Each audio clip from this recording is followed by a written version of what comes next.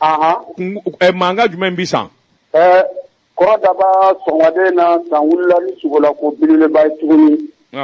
sabula san a kelen bɛ Galodugu ye bi bɛɛ kɛmɛ ka ɲɔgɔn sɔrɔ san dugu kɔnɔ ka bɔ yɔrɔ wɛrɛw la Burukina dɔw bi yan maa wɛrɛ caman bi yan k'o fara fulaw mun kan mun bɔra u ka place la Baɲangara Bankas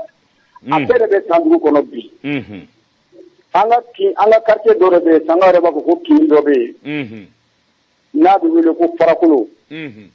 o Farakolo kan karamɔgɔ daba ayiwa insécurité totale de bɛ an bɛ se ka min fɔ sabula maa fa cɛjugu ani bɛnkanni cɛjugu de bɛ kɛ Farakolo kan sanga ni waati bɛɛ lajɛlen na an ka san mara kɔnɔ an ka san commune na yan. Naam. Sura i ka dɔn vers 3h du matin k'a daminɛ 2h ka taa bila 3h du matin na. Ma naani awa i ka dɔn k'a fɔ don kɛra olu kan u bɛɛ lajɛlen ka so kɔnɔ ka taa i ka dɔn k'a fɔ bɔnɛ jigiw kan kelen maa fɔlɔ o ye Musa Sankare ale bɛ tabali de feere u b'a fɔle ko tabali feere Musa ale bɔnɛ n'a ni la a furumuso n'o ye Fatumata Sankare o kɔnɔma falen o fana jogina nka o bɛ dɔgɔtɔrɔso la an bɛ waati minɛ ko sisan ale fana a ni ma bɔ fɔlɔ nka a joginen don maa filanan o ye Adama Sankare ale ye i ka dɔn k'a fɔ bagan baarakɛla ye ale kɔni ale fana banana nka bi bi in na sugada in na u y'ale don mobili kɔnɔ ka taa n'a ye Segu sabula Sanga référence de bɛ taa Segu maa naaninan o ye Salimata Sankare ale kɔni a fana taara faga f'a ka so kɔnɔ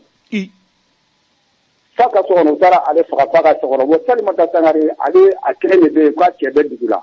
donc maintenant o de kɛ bɛ kɔnɔnagwa in de sabula muso kelen ka t'i da awa i kelen so kɔnɔ o ye farati ye donc o waati min filɛ nin ye an bɛ waati min na ko sa gɛlɛyaba de bɛ anw fɛ san bi awa Daba Tunkara an wulani ni sugunɛ de maa fila olu kɔni sara parce que olu sara maa fila olu banana kelen dɔ ye o kɔnɔma don min ye Fatumata Sankare ale kɔnɔma yɛrɛ de don ale ye cɛ ye Musa Sankare min fara donc an bɛ waati min na ko oui mais aba ni joona sɛgɛsɛgɛlikɛlaw u ye mun de fɔ mun nana ni nin ye sabula nin bɛɛ bɛ yɔrɔ kelen binkani wale don wa walima tajuru sarakɛlaw don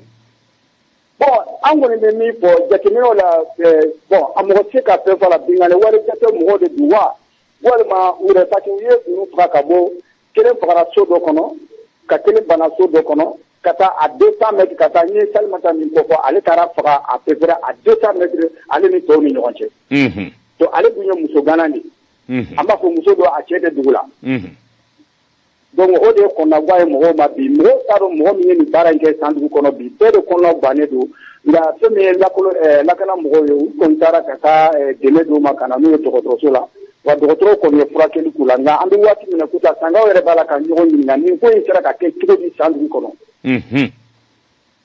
donc o kɔnɔnagwa de banna donc o fɛ ka fɛɛrɛw de sɔrɔ a la parce que Sangaw an bɛ waati min na ko sa sécurité an bɛ kuma kan kosɛbɛ mais sans sécurité fo k'a renforcer de parce que a fɔra ko kan bɛna san mais jusqu'à présent kan jɔra bon maintenant kan équipement ma se ka na ani fana éléments bɛ yen o ma se ka na donc o fana ye gɛlɛya bi an ka san dugu kɔnɔ ani fana san fo ka to ka patrouille de caya parce que an bɛ yɔrɔ min ko bi bi in na kɔrɔ daba n'i ye san jateminɛ n y'a fɔ cogo min na san kɛra Galodugu de bɛɛ de bɛ yan bi denw bɛ yan dugulen bɛ yan wa dunan yɛrɛ ka ca bi bi in na san dugu kɔnɔ a bɛɛ ye déplacé a bɛɛ ye mɔgɔ tɔjɔnenw ka bɔ jamana wɛrɛ kɔnɔ hali Burukina dɔw bɛɛ bɛ an ka san dugu kɔnɔ bi kɔrɔ daba. Ayiwa aba an bɛ dugawu kɛ nin kɛra ka da min ka ɲɛ ka se ka dɔn don nataw na ni i ye kibaru fɔ sɔrɔ i ka an wele k'o dan dulo kan ni Ala sɔnna. Ala sɔnna. Ala k'a n'aw kisi. Amin amin amin amin.